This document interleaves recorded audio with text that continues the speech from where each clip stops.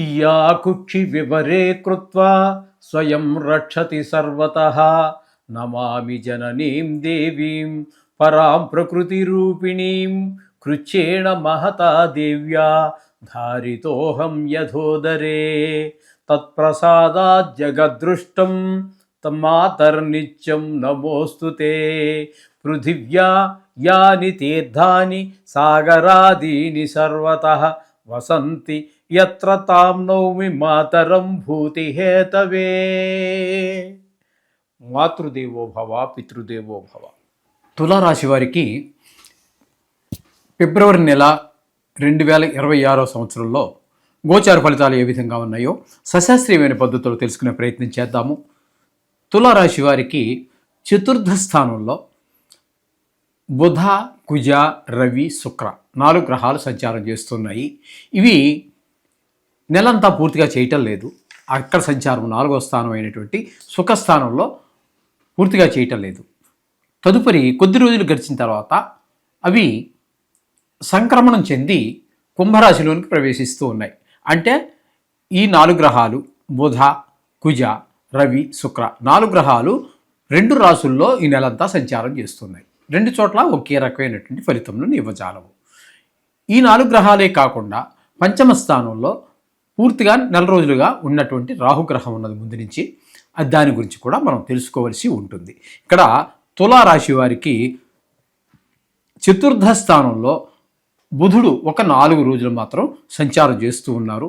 తదుపరి 25 రోజులు పంచమ స్థానంలో సంచారం చేస్తున్నారు.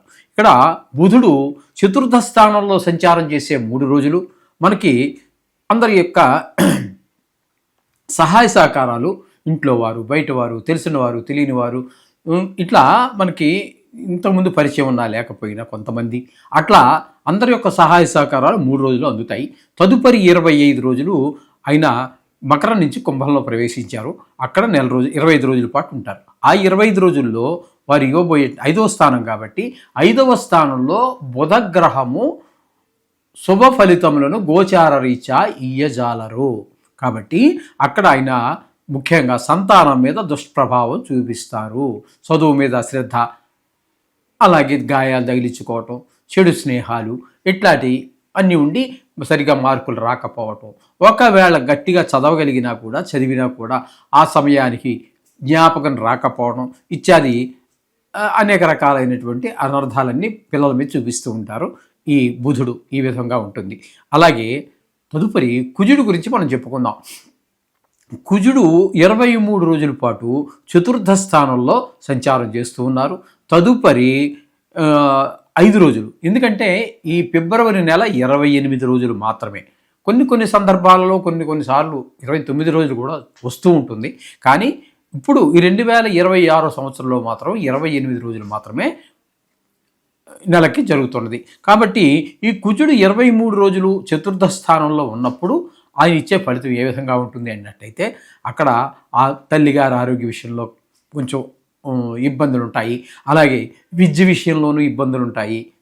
అలాగే భూమిని, గృహము, వాహనాలు, మన స్వభావం ఇత్యాది విషయాల్లో కొంచెం దుష్ప్రభావాలు చూపిస్తూ ఉంటాయి. ఇల్లు కొనాలన్నా కొనలేనటువంటి పరిస్థితి, కొన్ని ఏవేవో ఆటంకాలు కలిగిస్తూ ఉంటారు. అలాగే ఇల్లు కొనాలన్నా అలాగే ఉంటుంది, భూములు కొనాలన్నా అలాగే ఉంటుంది, అమ్మాలన్నా కూడా అలాగే ఉంటుంది, వాహనాలు కూడా అట్లానే. మనం అది ఫస్ట్ హ్యాండ్ కావచ్చు, సెకండ్ హ్యాండ్ కావచ్చు, కొనాలన్నా ఇబ్బందులు ఉంటాయి, లేకపోతే అమ్మాలన్నా కూడా ఇబ్బందులు, సరి అయిన రేటు రాకపోవడం ఇత్యాదివి. ఇట్లాంటి ఇబ్బందులన్నీ కూడా కుజుని వల్ల కూడా కలుగుతూ ఉన్నాయి. అంటే చెప్పాలి అన్నట్టయితే మనకి కుజుడు పూర్తిగా మనకి ప్రతికూలమైన ఫలితాలే ఇస్తూ ఉన్నాడు. బుధుడు మాత్రం కేవలం మనకి 3 రోజులు మాత్రం అనుకూలమైన ఫలితం, మిగతాదంతా ప్రతికూలమైనటువంటి ఫలితాలే ఉన్నాయి. ఇక రవిని గురించి చెప్పుకుందాం. రవి కూడా మకరంలో 13 రోజుల పాటు సంచారం చేస్తూ ఉన్నారు.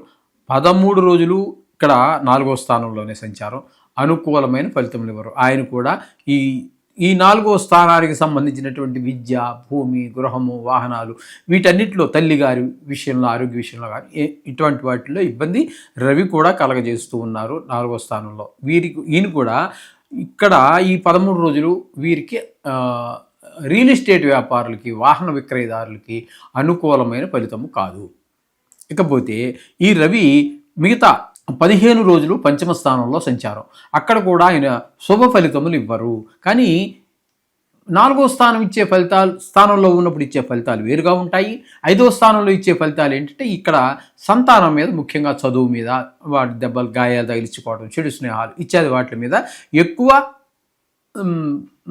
ఫోకస్ చేస్తారు, ఆయన దృష్టి పెడతారు. కాబట్టి ఈ రవి మొత్తం మీద నెల రోజులు కూడా ప్రతికూలుడే, అనుకూలుడు కాదు. ఇకపోతే మనకి శుక్రుని గురించి మనం చెప్పుకుందాం. శుక్రుడు 5 రోజుల పాటు చతుర్థ స్థానంలోను, తర్వాత 23 రోజుల పాటు పంచమ స్థానంలోనూ సంచారం చేస్తున్నారు. వీరికి ఈ 2 చోట్ల కూడా శుభ ఫలితాలే ఇవ్వబోతున్నారు శుక్రుడు మనకి ఈ తులారాశి వారికి.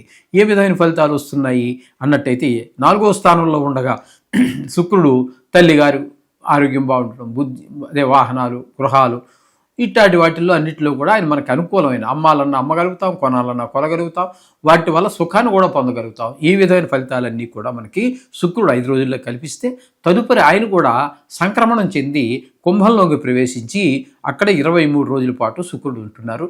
ఈ 5వ స్థానంలో ఉన్నప్పుడు చక్కగా పిల్లలు ఆరోగ్యం విషయంలో కానీ, అలాగే సంతానం చదువు విషయంలో కానీ, బుద్ధి బలం విషయంలో కానీ, మంచి స్నేహాలు చేయటం కానీ, మనం ఊహించని కంటే, కన్న తల్లిదండ్రులు ఏదైతే మన పిల్లవాడు ఈ విధంగా ఉంటే బాగుంటుంది అని అనుకుంటారో అంతకంటే కూడా వాళ్ళు మంచిగా రాణించేటువంటి అవకాశం శుక్రభగవానుడు కల్పిస్తున్నాడు. అంటే ఇప్పుడు మనం చెప్పుకున్నటువంటి బుధ, కుజ, రవి, శుక్రుల్లో శుక్రుడు మాత్రం పూర్తిగా 2 రాసుల్లోనూ కూడా శుభప్రదం, అంటే నెల రోజులు పూర్తి అనుకూలుడు. అలాగే పంచమ స్థానంలో రాహుగ్రహ సంచారం ఈ ముందు నుంచి జరుగుతూ ఉన్నది. ఇక్కడ రాహు పంచమ స్థానంలో ఉండడం, ఈయన కూడా పిల్లల యొక్క సంతానం యొక్క సంతతి, విద్య మీద, భూమి, గృహము, వాహనాలు ఇత్యాది విషయాలన్నింటిలో ఆయన కూడా ఇబ్బంది పెడుతూనే ఉంటారు ఎవరికి, తులారాశి వారిని. ఇకపోతే 6వ స్థానంలో శని భగవాన్ యొక్క సంచారం. ఈ 6వ స్థానంలో శని భగవాన్ యొక్క సంచారం చాలా అనుకూలమైనటువంటి ఫలితాలు ఇస్తూ ఉంటుంది. ముఖ్యంగా మహాభాగ్యమైనటువంటి ఆరోగ్యాన్ని ప్రసాదిస్తారు.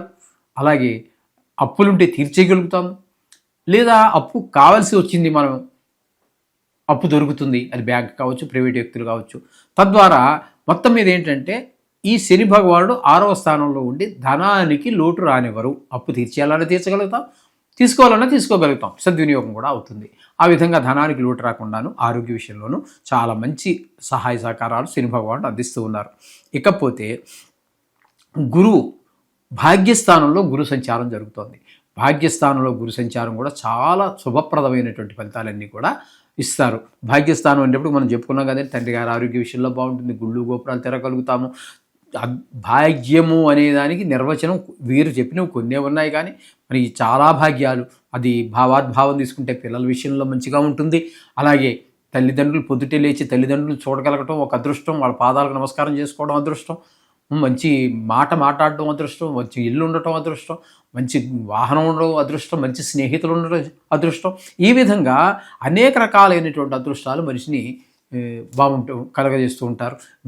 గురువు ఇక్కడ భాగ్యస్థానంలో ఉండి మనకి ఇన్ని సుఖాలు సౌఖ్యాలు కలిగజేస్తూ ఉన్నారు. ఇకపోతే ఏకాదశ స్థానంలో కేతుగ్రహ సంచారం, ఇది కూడా చాలా అద్భుతం అండి. లాభస్థానంలో ఉండటం వల్ల, ఏకాదశి అంటే లాభస్థానం, దీనికి మనం మొదటి నుంచి చెప్పుకుంటూనే ఉన్నాం. ఏకాదశ స్థానంలో ఉన్నటువంటి గ్రహాలకి గణితం కూడా అక్కర్లేదండి, ఏ గ్రహం ఉన్నా చాలా మంచిది. ఈ 9 గ్రహాలలో ఏ గ్రహమనా తీసుకోండి, ఖచ్చితంగా మంచిదే. కాబట్టి ఈ కేతు ఇక్కడ ఉండడం ద్వారా ధనానికి లోటు ఉండదు, ఇంట్లో కుటుంబ సభ్యుల సహాయ సహకారానికి లోటు ఉండదు, వ్యవహారం ఏదైనా మొదలుపెట్టిన అందులో మీకు అడ్డు లేకుండా నడుస్తుంది. ఆల్రెడీ మొదలుపెట్టినట్టు వ్యవహారం ఉంది, దాన్ని మరింత మనం ముందుకు తీసుకెళ్ళగలుగుతాము.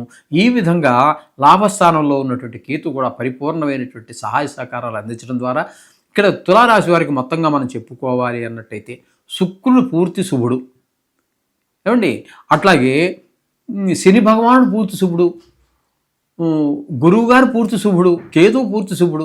అంటే 4 గ్రహాల యొక్క పూర్తి సహాయ సహకారాలు అందుతూ ఉన్నాయి. అందుచేత ఇది మొత్తంగా మనం చెప్పుకోవాలి అన్నట్టయితే సగం గ్రహాలు చాలా అనుకూలమైనటువంటి పరిస్థితులు కల్పిస్తూ ఉన్నాయి. కాబట్టి తులారాశి వారికి బాగుందని చెప్పుకోవచ్చు. ఎంత బాగున్నా కొన్ని గ్రహాల ప్రతికూలత ఉండనే ఉంటుంది.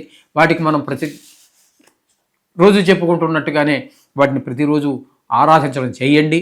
అలాగే కొన్ని ఇబ్బందులు ఉన్నటువంటి వారు ఏమైనా ఉన్నట్టయితే ఈ మహాశివరాత్రి అనేటటువంటి దాన్ని ఆ రోజున శివ దర్శనం చేసుకుని గ్రహాల గురించి కూడా చెప్పుకొని ఈ దోషాలు పోగొట్టు స్వామి అని చెప్పేసి స్వామిని ప్రార్థించి ఒక చెంబుని నెత్తిన పోయిండి, కొంచెము ఒక మారేడుదలను ఆయన పెట్టి కొబ్బరికాయ సమర్పించుకోండి.